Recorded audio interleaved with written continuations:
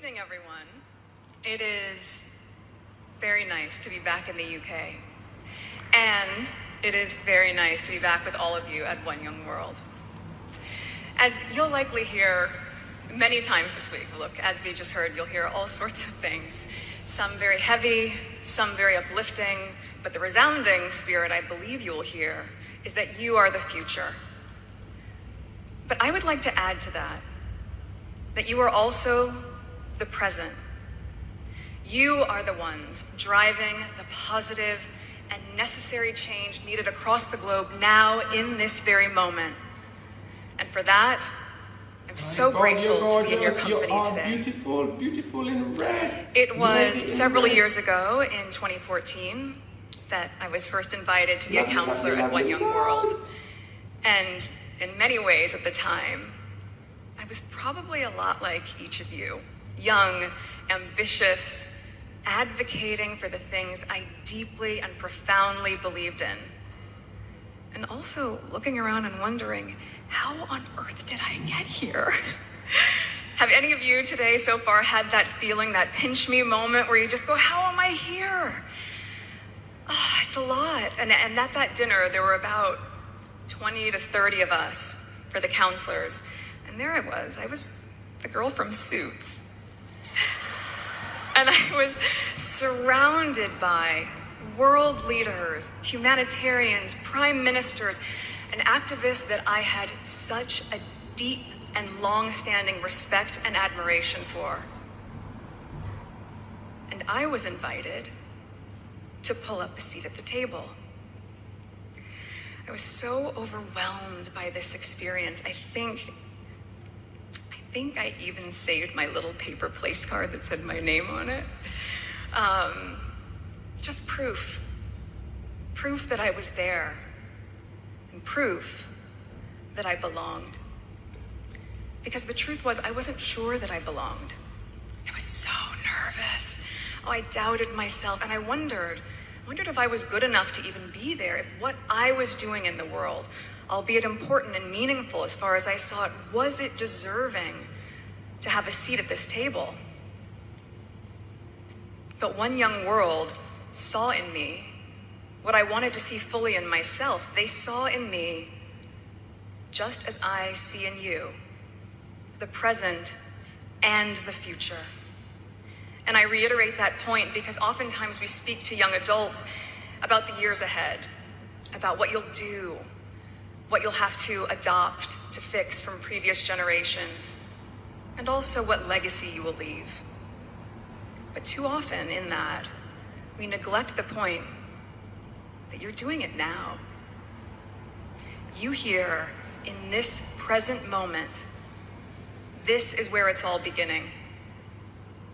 The first year I joined the delegation in Dublin, I worked with a young woman from Eritrea. And she described how she had escaped her home country, fleeing with bullets fired above her head. I still remember it so well. I remember my shock. I also remember her courage. My recognition of how much continues to go on each day with so many turning a blind eye, and yet despite all odds, she, like so many, still persevered. I followed up that trip, as David mentioned, to joining the delegation again in 2016 in Ottawa. I was very lucky to receive a day off of filming specifically to take a quick flight from Toronto up to Ottawa and to be able to join this work again for One Young World.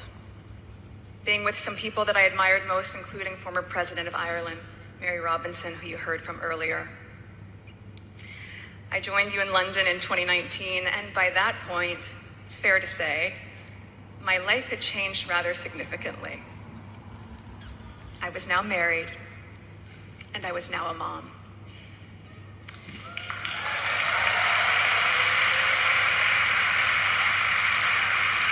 My worldview had expanded exponentially, seeing the global community through the eyes of my child. And I would ask, what is this world he would come to adopt? And what can we do? What can I do to make it better? I am thrilled that my husband is able to join me here this time.